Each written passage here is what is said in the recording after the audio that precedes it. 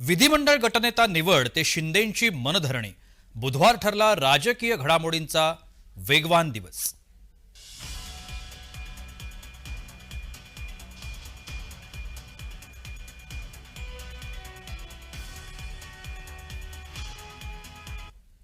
काय घडलंय आज दिवसभरात पाहूया। बुधवारी सकाळी पार पडली भाजपच्या कोर कमिटीची बैठक।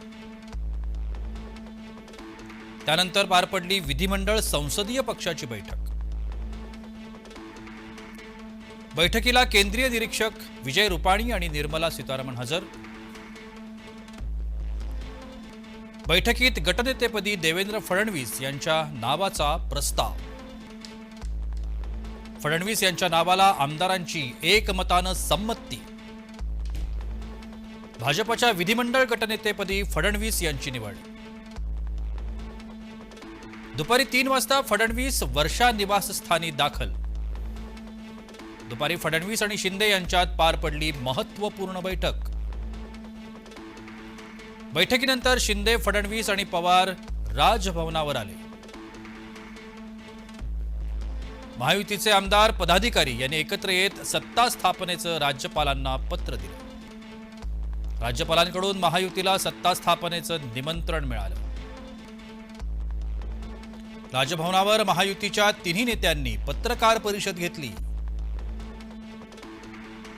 एकनाथ शिंदे सरकारमध्ये सामील होण्याबाबतचा संभ्रम मात्र तसाच राहिला। पत्रकार परिषदेत शिंदे यांनी सरकारमध्ये सामील होण्याबाबत फडणवीस यांनी मात्र पुनरुच्चार केला। शिंदे आपली विनंती मान्य करतील असा फडणवीसांचा आशावाद होता। पत्रकार परिषदेनंतर शिंदे वर्षा निवासस्थानी पोहोचले। वर्षा निवासस्थानी शिवसेना नेत्यांची बैठक झाली।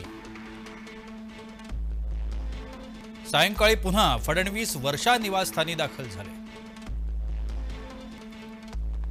नंतर वर्षावर देवेंद्र फडणवीस आणि एकनाथ शिंदे यांच्यात सुमारे 1.5 तास चर्चा झाली। राज्याच्या गृहमंत्री पदाबाबत पुढील चर्चा अडल्याची माहिती समोर आली।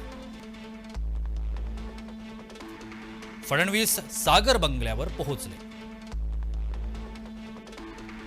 सागर निवासस्थानी भाजपच्या नेत्यांची बैठक पार पडली।